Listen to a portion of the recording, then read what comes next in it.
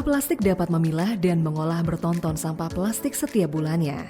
Bank sampah dan para pengepul biasanya datang langsung ke rumah plastik untuk menjual sampah-sampah plastik yang telah dikumpulkan. Namun, tidak jarang juga rumah plastik memberikan fasilitas penjemputan untuk bank sampah yang belum memiliki fasilitas pengantaran. Di saat mereka mau bergerak, mereka nggak punya fasilitas. Habis itu fasilitas yang disiapkan oleh pemerintah juga atau pemerintah desanya itu juga belum pas atau belum cocok lah. Jadi kebanyakan kendalanya ada di sana.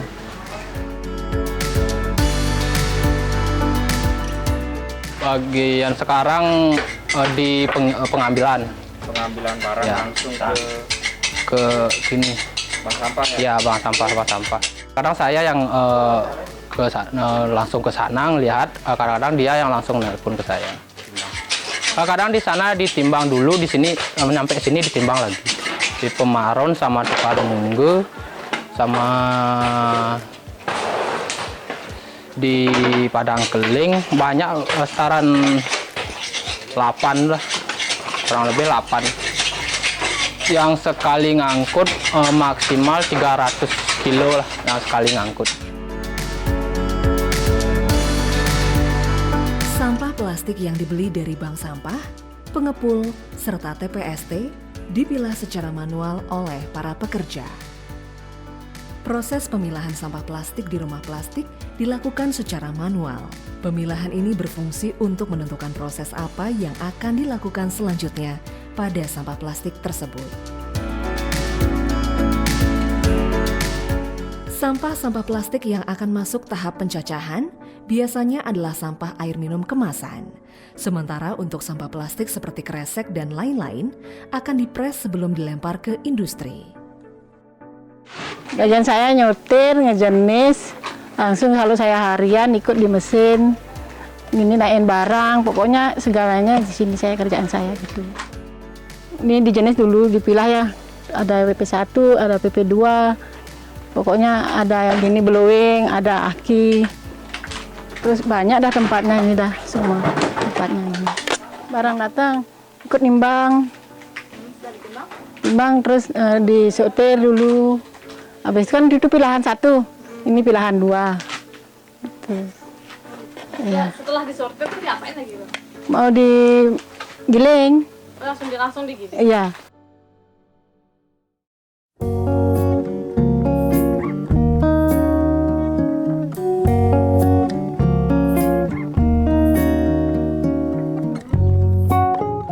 Sebelum dimasukkan ke mesin penggiling, sampah air minum kemasan ini dipisahkan terlebih dahulu dari label dan juga komponen lainnya. Setelah itu, sampah digiling ke mesin penggiling hingga menjadi bentuk kepingan-kepingan kecil. Kepingan sampah plastik ini kemudian dicuci dan ditiriskan sebelum masuk ke tahap penggilingan kedua. Pada tahap kedua ini, kepingan sampah plastik dibuat menjadi kepingan yang lebih kecil lagi dan tentu saja dicuci kembali hingga menghasilkan cacahan plastik yang bersih dan layak dilempar ke industri untuk didaur ulang menjadi produk plastik baru.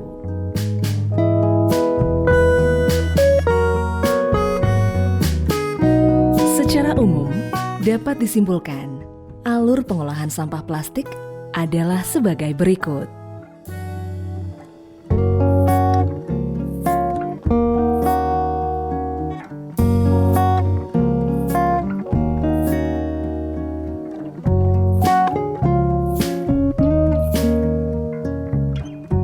Dalam pengembangan bisnis, Rumah Plastik juga berencana akan membangun gudang di setiap kabupaten di Bali. Gudang-gudang itu nantinya akan di-backup oleh bank sampah yang telah didesain oleh Rumah Plastik dalam bentuk Rumah Plastik Mart. Jadi setiap desa ini akan memiliki Rumah Plastik Mart yang nantinya selain akan menjadi sumber dari pendapatan masyarakat yang nantinya menjadi ekonomi sirkular untuk mereka, ini juga akan membackup rumah plastik dari segi ketahanan sumber daya sampah daur ulang yang akan dihasilkan.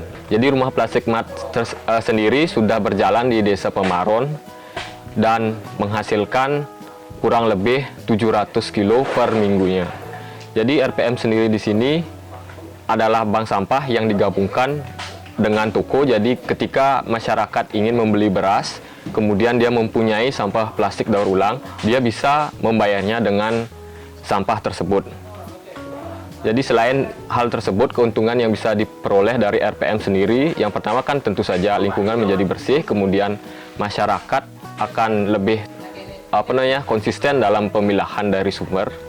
Kemudian dalam segi bisnisnya sendiri, keuntungan yang ditawarkan oleh RPM, yang pertama adalah penjualan tunai dari produk yang dijual RPM, kemudian penjualan tunai sampah. Yang ketiga adalah penukaran atau pembayaran produk RPM menjadi dari sampah menjadi beras. Kemudian ada pun pengelolaan tabungan yang bisa dikerjasamakan dengan BUMDes. Sampai saat ini, omset dari rumah plastik ini sudah mencapai ratusan juta rupiah setiap bulannya. Bahkan di saat pandemi, omset mereka mengalami peningkatan yang sangat tinggi. Pada masa pandemi, produksi sampah di masyarakat juga meningkat, sehingga memberi keuntungan yang sangat besar untuk industri daur ulang seperti rumah plastik ini.